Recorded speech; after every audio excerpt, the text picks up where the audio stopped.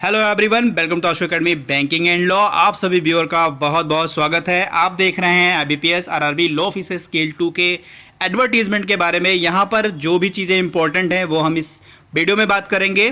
बहुत सारे student form भर चुके हैं, बहुत लोगों ने भरना शुरू कर दिया है। कुछ लोगों को कुछ थोड़ी बहुत चीज़ें समझ नहीं आ रही हूँ तो अभी अबेटेड है, इसलिए उन्होंने फॉर्म नहीं भरा है। तो यहाँ पर अगर आपको कोई भी डाउट हो इस एडवर्टीजमेंट से लेकर कुछ भी आपको पूछना है, व्हाट्सएप नंबर दिया गया है, उस पर आप व्हाट्सएप करके पूछ सकते हैं या कमेंट बॉक्स में कमेंट करके आप पूछ सकते हैं मुझे, अगर आपको कहीं पे भी इस फॉर्म को भरने में कोई प्रॉब्लम हो रही हो। यहाँ पर हम बात करेंगे सिलेबस के बारे में, सिलेबस क्या होगा आपका, दूसरा क्या प्रीवियस ईयर कट ऑफ थी इसके बारे में हम लोग बात करेंगे। और ये एग्ज़ाम आप हिंदी माध्यम और इंग्लिश माध्यम दोनों माध्यम में आप लोग इस एग्ज़ाम को दे सकते हैं। अगर किसी की इंग्लिश सही नहीं है तो वो हिंदी में दे सकते हैं, अगर किसी की इंग्लिश अच्छी है तो वो इंग्लिश में दे सकते हैं इस एग्ज़ाम को। और यहाँ पर टोटल आपके लिए सीट है 30, जो बढ़ने की पूरी और संभावना है, और ये केवल लॉ ग्रेजुएट के लिए है। तो चलिए इस वीडियो को शुरू करते हैं। और वीडियो शुरू करने से पहले चैनल को सब्सक्राइब जरूर कर लीजिएगा और वीडियो को लाइक जरूर कर दीजिएगा। अपने दोस्तों के साथ शेयर जरूर करिएगा जिन्होंने लॉ किया है या जो अभी लॉ करने के लिए प्रिपरेशन कर रहे हैं या जो लॉ कर रहे हैं, उनको भी जरूर भेजिएगा। उनके लिए काफ़ी बेनिफिट है और उनके लिए काफ़ी बेनिफिशियल हो सकता है। तो आइए इस वीडियो को शुरू करते हैं। यहाँ पर IBPS लिखा हुआ, institute of banking personal selection. IBPS के द्वारा ये एग्ज़ाम पूरे ईयर में एक बार कराया जाता है, ठीक है। और ये जून के मंथ में आता है, 1 जून से लेकर 6 जून के बीच में जो है एडवर्टीजमेंट आ जाता है आपका। सितंबर और अक्टूबर के मंथ में इसका एग्ज़ाम होता है। अक्टूबर के लास्ट तक इसका रिजल्ट आ जाता है और अक्टूबर और नवंबर के बीच में ही इसका इंटरव्यू होता है। और 1 जैन को यानी 1 जनवरी को आपको फाइनल रिजल्ट मिल जाता है इसमें सिलेक्शन का। तो टोटल 6 माह में, 6 मंथ में आप इस जॉब को पा सकते हैं, वो भी सीधे स्केल 2 की जॉब है। काफ़ी अच्छी जॉब है, सैलरी भी आपकी बहुत अच्छी है। तो अगर आप एक अच्छी जॉब खोज रहे हैं तो 6 महीने के अंदर आपको ये जॉब मिल सकती है। बस आपको पढ़ाई एक सही डायरेक्शन में, एक सही गाइडेंस में करना है। तो यहाँ पर ये वीडियो है, काफ़ी ध्यान से इन चीज़ों को देख लीजिएगा। जो लोग भी एलिजिबल हैं इस वीडियो को देख रहे हैं, फॉर्म को ज़रूर भरिएगा। काफ़ी इम्पोर्टेंट है ये फॉर्म आपके लिए, क्योंकि ये काफ़ी एक अच्छी जॉब है। और इसमें एक बात और ध्यान रखिएगा, जिस भी स्टेट में आपकी ये जॉब होगी, ये स्टेट बाउंड जॉब है। कभी भी उस स्टेट से दूसरे स्टेट में आपका ट्रांसफ़र नहीं होगा। तो प्रेफरेंस भी अपना देख लीजिएगा। जिनको प्रेफरेंस के बारे में भी जानना समझना है वो भी मुझसे जुड़ सकते हैं, कमेंट बॉक्स में कमेंट करके पूछ सकते हैं, व्हाट्सएप पे मैसेज करके मुझसे पूछ सकते हैं। मैंने आपको बता दिया ये IBPS के द्वारा कराया जाता है, ठीक है। जितने भी हमारे क्षेत्रीय ग्रामीण बैंक हैं ये उनकी वैकेंसी है। और ये पूरे स्टेट वाइज जो वैकेंसी होती है ये पूरे स्टेट वाइज होती है, बट ये ऑल इंडिया एग्ज़ाम कंडक्ट होता है और मेरिट के हिसाब से आपको स्टेट अलॉट किया जाता है। उस स्टेट की जो बैंक होती है वो आपको अलॉटमेंट दिया जाता है। तो इसमें काफ़ी रिक्रूटमेंट आते हैं, तो एक गलती आप लोग और भी ना करिएगा। यहाँ पर एक चीज़ और समझ लीजिएगा, जैसे यहाँ पर लिखा हुआ है recruitment of officer scale 1, scale 2 और स्केल 3, और यहाँ पर ऑफिस असिस्टेंट का भी लिखा हुआ है, ठीक है। तो यहाँ पे इसमें 4 वैकेंसी टोटल आती है। एक आती है ऑफिस असिस्टेंट जिसको क्लर्क बोलते हैं, ठीक है। दूसरी आती है ऑफिसर स्केल 1। स्केल 1 में लॉ का नहीं होता है, ठीक है, ये होता है एज अ PO। जो प्रोबेशनरी ऑफिसर जो PO की वैकेंसी आती है तो वो स्केल 1 PO का होता है।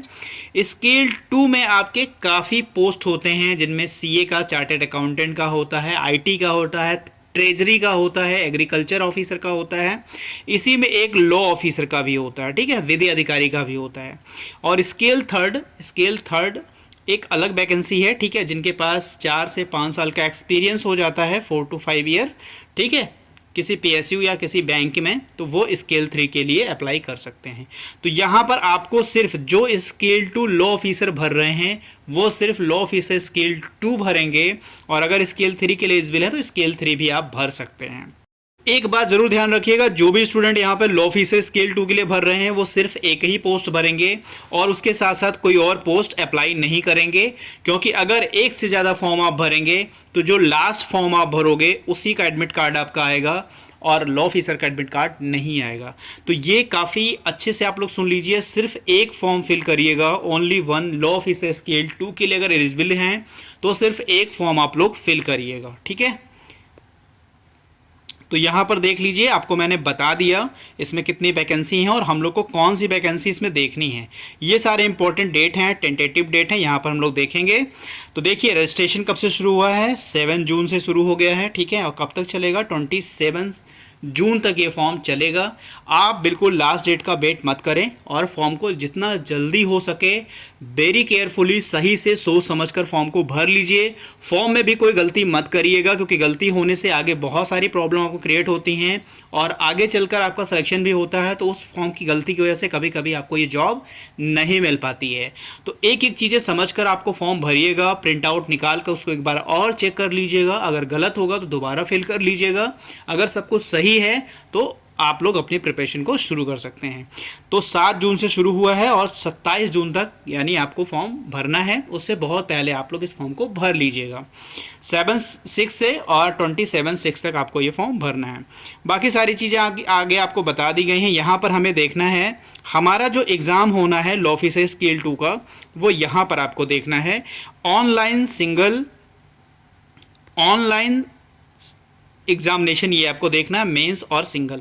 इसमें सिर्फ एक पेपर होना है आपका, ठीक है। उसमें 6 सब्जेक्ट होंगे, वो अभी हम सिलेबस बाद में बात कर लेंगे। सिर्फ एक एग्ज़ाम होना है और उसके बाद आपका इंटरव्यू होना है। इसीलिए यहाँ पे मेंस जैसे होंगे, स्केल 1 स्केल 2 का जो भी मेंस होगा, क्लर्क पीओ का भी जो मेंस होगा, वो नहीं, हमको ये सिंगल एग्ज़ाम देखना है जो सितंबर और अक्टूबर मंथ में होने की संभावना है। बट यहाँ डेट पहले से डिक्लेयर है, मैं आपको बता दे रहा हूँ। 29/09/2024 को आपका एग्ज़ाम होना है। 29 सितंबर को आपका एग्ज़ाम होना है और ये बिल्कुल कंफर्म और क्लियर डेट है। इस डेट को आपका एग्ज़ाम हो जाएगा। आगे आप लोग देख लीजिए, जो आपका रिजल्ट आएगा वो रिजल्ट आपका अक्टूबर मंथ में मिल जाएगा आपको, और जो इंटरव्यू आपका कंडक्ट होगा वो अक्टूबर और नवंबर के मंथ में आपका इंटरव्यू कंडक्ट हो जाएगा। आपका जो प्रोविजनल अलॉटमेंट होगा वो जैन यानी 1 जैन को, 1 जनवरी को आपका ये अलॉटमेंट लेटर आपको मिल जाएगा, ठीक है, कि आपका इस बैंक में सिलेक्शन हुआ है। तो ये सारा पूरा टेंटेटिव डेट है। अगर इसमें से भी कुछ आपको समझ में नहीं आ रहा हो तो भी आप कमेंट में करके मुझसे पूछ सकते हैं। तो यहाँ पर हमने आपसे टेंटेटिव डेट डिस्कस कर ली। अगर आपको यहाँ पे कोई प्रॉब्लम हो रही हो तो आप मुझे कमेंट में करके बता सकते हैं। सिर्फ हम यहाँ पे इंपॉर्टेंट देखेंगे, बाकी आप लोग बिल्कुल पढ़ लीजिएगा, एक बार ज़रूर पढ़िएगा। अगर आप मुझसे कोई चीज़ छूट भी जाए तो आप मुझे एक बार कमेंट करके बता भी सकते हैं, ठीक है। तो यहाँ पर सिर्फ हम लॉ ऑफिसर स्केल 2 की बात कर रहे हैं, और कोई भी स्टूडेंट अगर इस वीडियो को देख रहे हैं, उन्हें इस वैकेंसी के बारे में जानकारी चाहिए तो मुझसे जुड़कर मुझसे इस बारे में पूछ सकते हैं कि उनको क्या चीज़ें इसमें जाननी है, समझनी है और क्या चीज़ें उनको पूछना है। तो यहाँ पर आप देख लीजिए कि यहाँ पे कौन कौन सी रीजनल रूरल बैंक है जो आरआरबी है वो इसमें पार्टिसिपेट कर रही है। यहाँ पे पूरे स्टेट के नाम दिए गए हैं और यहाँ आरआरबी का नाम दिया गया है, और उसका हेड ऑफिस कहाँ कहाँ पर है, ये सारी चीज़ें दी गई हैं, और कहाँ की किस आरआरबी की कौन सी लैंग्वेज है ना वहाँ पर दी गई। जैसे यहाँ पर पहला देख लीजिए, आंध्र प्रदेश ग्रामीण विकास बैंक है, ठीक है, इसका हेड ऑफिस वारंगल में है, और स्टेट कौन सा है, तेलंगाना, और यहाँ पे क्या कौन सी लैंग्वेज है, तेलुगु लैंग्वेज है। वैसे आप लोग देख लीजिए, जैसे 4 नंबर पर आर्यवर्त बैंक, ठीक है, इसका है हेड ऑफिस लखनऊ में, ये यूपी में पड़ता है, उत्तर प्रदेश, और यहाँ की लैंग्वेज क्या है, हिंदी। तो यहाँ पर जितने आरआरबीज पार्टिसिपेट कर रहे हैं तो टोटल यहाँ पर याद रखिएगा, यहाँ पर 43 आरआरबी, ये देख लीजिए आप लोग, 43 आरआरबी यहाँ पर पार्टिसिपेट किया हुआ। लास्ट जो है विदर्भ कोंकण ग्रामीण बैंक है, जिसका हेड ऑफिस है नागपुर में, और स्टेट है महाराष्ट्र, और यहाँ पर मराठी बोली जाती है। तो इनमें से जिस भी बैंक में वैकेंसी है आपको अलॉट कर दिया जाएगा। वहाँ की लैंग्वेज कोई प्रॉब्लम आपको नहीं देखी जाएगी कि आपको हिंदी आती है, आपको इंग्लिश आती है, आपको उड़िया नहीं आती है, बंगाली नहीं आती है, आपको उर्दू नहीं आती है, पंजाबी नहीं आती है, तमिल नहीं आती, गुजराती नहीं आती है। इसकी कोई बाउंडेशन नहीं है, आपका वहाँ पर सिलेक्शन दे दिया जाएगा। आपको जो भी लैंग्वेज आती है आप यहाँ भर सकते हैं। उसके बाद जो काफ़ी इंपॉर्टेंट है एलिजिबिलिटी क्राइटेरिया, वो हम लोग देखेंगे, यही हमारे लिए इंपॉर्टेंट है। बाकी आप लोग ज़रूर पढ़िएगा एक बार, और पढ़ने के बाद भी अगर आपको चीज़ों को समझ नहीं आएगी तो आप मुझे ज़रूर बताइएगा। यहाँ पर देख लीजिए, ये कलर का है, ये भी आपको नहीं भरना है। ये स्केल 1 का है, ये भी आपको नहीं भरना है। स्केल 2 का यहाँ से शुरू हो रहा है, ठीक है, बट हमें कौन सा भरना है ये हमें देखना है। यहाँ पर एक चीज़ और बताई गई है जो काफ़ी इंपॉर्टेंट है, देख लीजिए यहाँ पर, कि जो भी हमें स्केल 2 का भरना है, फॉर ऑफिसर स्केल 2 मैनेजर का भरना है, उसमें उनकी एज कितनी होनी चाहिए, 21 ईयर्स से लेकर 32 ईयर्स के बीच में एज होनी चाहिए। यानी 21 साल से लेकर 32 साल, 21 ईयर्स से लेकर 32 ईयर्स तक उनकी एज होनी चाहिए। आगे और जो भी चीज़ें इंपॉर्टेंट है, स्केल 3 के लिए आपका है 21 से 40, ठीक है। यहाँ पर भी सारी इसकी वो दे दी गई है, बट स्केल 3 के लिए कम से कम आपके पास 4 से 5 साल का एक्सपीरियंस होना चाहिए किसी भी पीएसयू में। और यहाँ पर एज रिलैक्सेशन दिया गया है, ये भी आप लोग देख लीजिएगा। एससी को दिया गया है 5 ईयर, एसटी को भी 5 ईयर दिया गया, ओबीसी को 3 ईयर दिया गया है, बाकी और सबको छूट दिया गया है। ये सारी चीज़ें आप लोग ज़रूर पढ़िएगा, एक बार एडवर्टीजमेंट ज़रूर पढ़िएगा। आपको फॉर्म भरने में कोई प्रॉब्लम हो रही है, कुछ भी समझने में प्रॉब्लम हो रही है, आपको एक्सपीरियंस सर्टिफिकेट कैसे बनवाना है, कहाँ से बनेगा, मैं एलिजिबल हूँ कि नहीं एलिजिबल हूँ, बहुत सारे प्रश्न स्टूडेंट के होते हैं। तो अगर कोई कन्फ्यूजन हो रही होगी तो मुझसे आप लोग ये सारी चीज़ें ज़रूर पूछिएगा। तो अब हम लोग आगे बढ़ते हैं, ठीक है। देखते हैं और क्या चीज़ इम्पोर्टेंट है आपको बताने के लिए। पूरी चीज़ें हम नहीं पढ़ेंगे। अगर आपको कोई प्रॉब्लम हो रही है, कोई चीज़ समझ नहीं आ रहा है कि आपका एक्सपीरियंस सर्टिफिकेट कहाँ से बनेगा, कौन बनाएगा, कौन ऑथराइज है, मैं एलिजिबल हूँ या नहीं हूँ, बहुत सारे स्टूडेंट के क्वेश्चन होते हैं, तो आप मुझसे ये सारी चीज़ें पूछ सकते हैं। तो यहाँ पर और क्या इम्पोर्टेंट है, ये आपको EWS का भी दिया गया क्राइटेरिया, कौन इसके अंदर आएंगे। जो एलिजिबल हैं अपना EWS सर्टिफिकेट बनवाकर वो आप इस फॉर्म को भी फिल कर सकते हैं। यहाँ पर देख लीजिए education qualification and post qualification and experience है। तो कौन सा हम लोग को फॉर्म भरना है, आप लोग जल्दी से आ जाइए और ये देख लीजिए यहाँ पर, ठीक है। ये लिखा हुआ लॉ ऑफिसर, ये है आपका फॉर्म। लॉ ऑफिसर स्केल 2 की ये वैकेंसी है, काफ़ी अच्छी वैकेंसी है। आपके पास क्या होना चाहिए, एक लॉ की डिग्री होनी चाहिए आपके पास, ठीक है।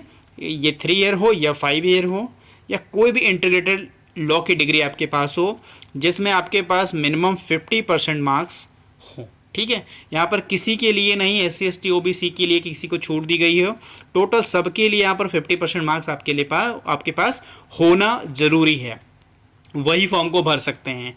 इसके साथ ही साथ आपको 2 साल का एज अ एडवोकेट, ठीक है, आपके पास एडवोकेट का 2 साल का एक्सपीरियंस होना चाहिए। ये काउंट कैसे होगा, जिस डेट को आपका एनरोलमेंट हुआ है आपके स्टेट बार में, ठीक है, स्टेट बार में आपका जब भी एनरोलमेंट जिस डेट को हुआ है उस डेट से लेकर, ठीक है, आपको 1 जून तक आपके पास 2 साल कंप्लीट होने चाहिए, तो आप इस फॉर्म को भर सकते हैं। या आपने as a law officer bank या फाइनेंशियल इंस्टीट्यूशन में काम किया हो 2 साल तक, तो वो भी एलिजिबल होंगे इस फॉर्म को भरने के लिए। यानी इसमें एडवोकेट तो एलिजिबल ही हैं, साथ ही साथ कोई लॉ ऑफिसर है जिसने 2 साल सर्व किया हो किसी बैंक में या किसी भी फाइनेंशियल इंस्टीट्यूशन में, तो वो भी एलिजिबल है। यहाँ पर मैं एक बार आपको फिर से इसकी एलिजिबिलिटी बता दे रहा हूँ, काफ़ी इंपॉर्टेंट है, काफ़ी लोगों को समझ में नहीं आती है। आपके पास लॉ की डिग्री होनी चाहिए, 3 ईयर हो या 5 ईयर हो, जिनमें आपके 50% मार्क्स होने चाहिए। दूसरा, इसके साथ ही साथ आपके पास 2 साल का एक्सपीरियंस होना चाहिए एडवोकेट का, या 2 साल आप लॉ ऑफिसर हो किसी बैंक या फाइनेंशियल इंस्टीट्यूशन में। ये आपका जो सर्टिफिकेट होगा एडवोकेट का, ये काउंट कैसे होगा, जिस डेट से आपका एनरोलमेंट हुआ है आपके स्टेट बार में उस डेट से लेके 1 जून 2024 तक के बीच में आपका 2 साल पूरा कंप्लीट हो गया हो, तो आप इस फॉर्म को भरने के लिए एलिजिबल हैं। अगर 2 से ज़्यादा भी जिसके पास एक्सपीरियंस हो, 6 ईयर हो, 8 ईयर हो, 10 ईयर हो, ठीक है, 3 ईयर हो, 5 ईयर हो, वो भी इस फॉर्म को भर सकते हैं। एज अगर उनका 32 के अंदर है या उनको एज रिलैक्सेशन से मिलकर उनकी एज हो रही है, तो एक्सपीरियंस अगर 6 to 8 ईयर 10 ईयर भी है, तो आप इस फॉर्म को भर सकते हैं। मिनिमम 2 साल का आपके पास एक्सपीरियंस होना चाहिए। यहाँ पर आपका जो एजुकेशन क्वालिफिकेशन है वो क्लियर हो गया है, यहाँ पे कोई डाउट नहीं है। अगर अब भी आपको कोई डाउट है तो मुझे कमेंट में कर दीजिएगा, अपना मैसेज लिख दीजिएगा, अपना नाम, स्टेट का नाम और अपनी क्वेरी ज़रूर लिखिएगा, चाहे व्हाट्सएप पे चाहे कमेंट बॉक्स में, आपको पूरा आंसर वहाँ पर कर दिया जाएगा। तो ये काफ़ी इंपॉर्टेंट था। और एक बार मैं फिर से आपको बता दूं, सिर्फ एक ही फॉर्म भरिएगा, ठीक है, और फॉर्म इसमें से कोई स्केल 1 या ऑफिस असिस्टेंट या स्केल 3 मत भरिएगा अगर आपको स्केल 2 लॉ ऑफिसर देना है तो, ठीक है। बाकी यहाँ पर प्रोफेशनल लोकल लैंग्वेज, ये सिर्फ स्केल 1 और ऑफिस असिस्टेंट के लिए है। और यहाँ पर और क्या होना चाहिए, फ़ी वगैरह देख लीजिए आप लोग, ठीक है। फ़ी यहाँ पर दिया गया स्केल 1, स्केल 2, स्केल 3 के लिए। यहाँ पे SC ST PWD के लिए 175 है और बाकी जितने भी ऑल अदर कैटेगरी के लोग हैं 850 है, 850 रुपये यहाँ पर उनकी फ़ी है। तो फ़ी हो गई, ऑनलाइन एग्ज़ाम होगा। उसका सिलेबस काफ़ी इंपॉर्टेंट है, हम लोग यहीं पे देख लेंगे। सिलेबस काफ़ी इंपॉर्टेंट है, सिलेबस को ज़रूर समझिएगा। तो यहाँ पर हम लोग का सिलेबस ये है, ठीक है। सिलेबस अगर इसमें भी आपको कुछ समझ में नहीं आ रहा होगा तो ज़रूर पूछिएगा, कमेंट में करके ज़रूर पूछ लीजिएगा आप लोगों को। कोई भी क्वेरी होगी, मैं बार बार बोल रहा हूँ, आप लोग जरूर पूछ लिएगा, कोई हिचकिचाहट नहीं है, बिल्कुल खुलकर आप लोग पूछिएगा। ये है लॉ ऑफिसर का सिलेबस। यहाँ पर टोटल आप लोग को 6 सब्जेक्ट मिलेंगे, यहाँ पर 1 to 6 आपको दिया गया है। पहला जो आपका ओपन होगा वो प्रोफेशनल नॉलेज होगा, ये आपका लॉ का सब्जेक्ट होगा, ठीक है। टोटल ये हिंदी इंग्लिश दोनों लैंग्वेज में होंगे। 40 क्वेश्चन मिलेगा आपको और 40 मार्क्स के मिलेंगे, ठीक है। दूसरे नंबर पे आपको रीजनिंग होगा, ये भी हिंदी और इंग्लिश दोनों लैंग्वेज में मिलेगा आपको। 40 क्वेश्चन होंगे, 40 मार्क्स के होंगे। तीसरे नंबर पे आपको फाइनेंशियल अवेयरनेस, ये भी काफ़ी इंपॉर्टेंट है, ये भी आपको हिंदी और इंग्लिश में मिलेगा, 40 क्वेश्चन और 40 मार्क्स के, ठीक है। चौथा पे है 4A और 4B, यहाँ पे 2 लैंग्वेज है, इसमें से किसी भी एक लैंग्वेज को ऑप्ट कर सकते हैं। अगर आप इंग्लिश में पेपर देते हैं तो इंग्लिश लैंग्वेज को ऑप्ट करिएगा, हिंदी में पेपर देते हैं तो हिंदी लैंग्वेज को ऑप्ट करिएगा। बट एक कंडीशन और है, अगर आप पूरा पेपर हिंदी में देते हैं और इंग्लिश लैंग्वेज को ऑप्ट करना चाहते हैं, बिल्कुल दे सकते हैं, कोई प्रॉब्लम नहीं है। अगर आप पूरा पेपर इंग्लिश में अटैम्प्ट करते हैं और हिंदी लैंग्वेज को ऑप्ट करना चाहते हैं तो भी दे सकते हैं। पूरा पेपर आप हिंदी में अटैम्प्ट करते हैं और इंग्लिश में देना चाहते हैं तो कोई प्रॉब्लम नहीं है, ये ऑप्शनल है। 4A 4B कोई एक आपको चूज़ करना है। किसी भी लैंग्वेज में आप पेपर दे रहे हैं, बट इनमें से किसी एक लैंग्वेज का आपको पेपर देना अनिवार्य है। अगर आप इंग्लिश चूज करते हैं तो आपको 40 क्वेश्चन मिलेगा 20 मार्क्स के। अगर आप हिंदी लैंग्वेज चूज करते हैं तो हिंदी में मिलेगा आपको 40 क्वेश्चन 20 मार्क्स के।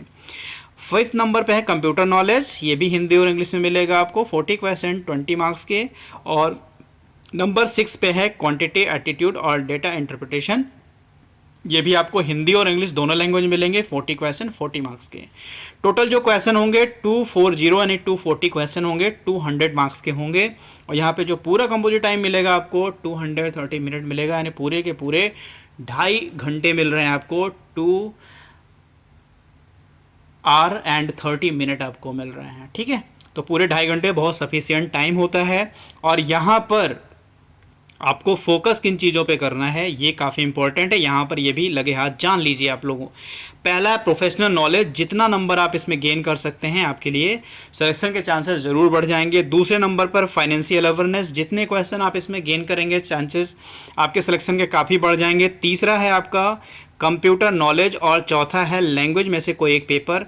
इनमें से अगर आपकी मैथ और रीजनिंग काफ़ी वीक है, जिनकी अच्छी है उनके लिए कोई प्रॉब्लम नहीं है, बट बहुत सारे एडवोकेट हैं, बहुत सारे ऐसे स्टूडेंट हैं जिनकी इंग्लिश नहीं मैथ और रीजनिंग ये काफ़ी वीक होती है, वो कर लेते हैं। तो अगर जिनकी भी वीक हो तो यहाँ पर फोकस बहुत आपको नहीं करना है, बस 10 मार्क्स के अंदर अंदर आपको लाने हैं, कट ऑफ क्लियर करने हैं।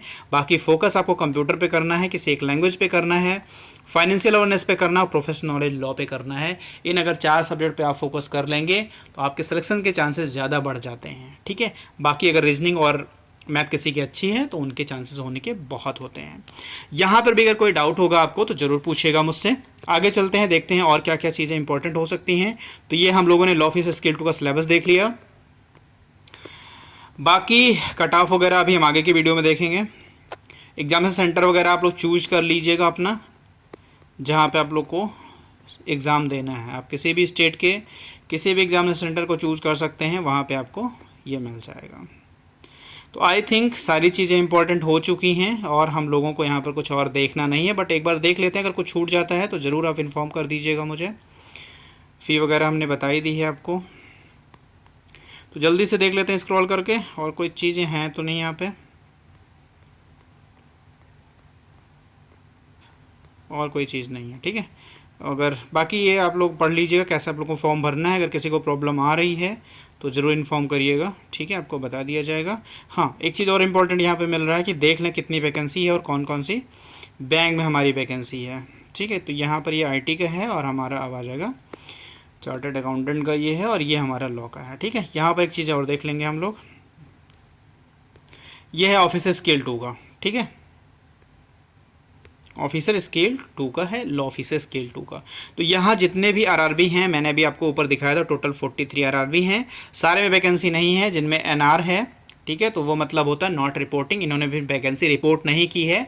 अभी जितना भी प्रोसेस होना है, इसका एग्ज़ाम होना है, फिर रिजल्ट आएगा, फिर इंटरव्यू होगा, तब तक वैकेंसी और ऐड कर दी जाती है, ऐड हो जाती है। पिछली बार आई थी लगभग 27 या 28 वैकेंसी थी और हो गई थी 54 वैकेंसी हो गई थी, काफ़ी ज़्यादा इंक्रीज हो गई थी वैकेंसी, तो इस बार भी बढ़ने की उम्मीद है। तो यहाँ सारे बैंक हैं और टोटल कितनी सीटें हैं आप लोग देख लीजिए। टोटल है 30 सीटें। यहाँ पर देख लीजिए जो एक टोटल इसमें आ रहा है अरुणाचल प्रदेश रूरल बैंक में, 2 सीटें हैं आपकी आर्यव्रत बैंक में, 1 सीट है असम ग्रामीण बैंक में, ठीक है, और चैतन्य गोदावरी ग्रामीण बैंक में 1 है, छत्तीसगढ़ राज्य ग्रामीण बैंक में 1 है, दक्षिण बिहार ग्रामीण बैंक में 1 है, इलाकाई देहाती बैंक में 1 है, 5 है सबसे ज़्यादा केरला ग्रामीण बैंक में। केरल के जो लोग स्टूडेंट हैं, ठीक है, उनके लिए काफ़ी इंपॉर्टेंट है, टोटल उनके 5 वैकेंसी उनके स्टेट में मिल रही है। अगर केरल के कोई स्टूडेंट को अगर उनकी स्टेट में जॉब मिल जाती है ना, काफ़ी, अगर किसी भी स्टूडेंट को अपने स्टेट में मिलती है ना, काफ़ी एक किंग वाली जॉब होती है ये फिर।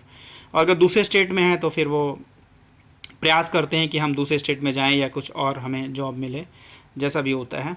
यहाँ पर 1 आपको मिल रहा है मेघालय रूरल बैंक में, 1 मिज़ोरम में मिलता है, ठीक है, 2 आपको उड़ीसा ग्रामीण बैंक में मिलता है, 1 आपको पंजाब ग्रामीण बैंक में मिलता है, 3 आपको राजस्थान मरुधर ग्रामीण बैंक मिलता है, सर्व हरियाणा ग्रामीण बैंक में 2 आपको मिल रहे हैं और तमिलनाडु ग्रामीण बैंक में 2 मिल रहे हैं।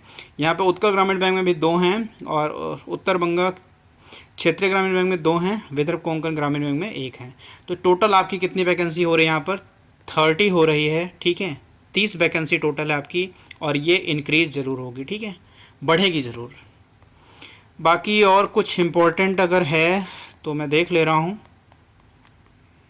ये आपका दिया गया है एग्जामिनेशन सेंटर, ये भी आप लोग देख लीजिएगा, जैसे स्टेट के हों उनके सामने उनका एग्जामिनेशन सेंटर दिया गया है।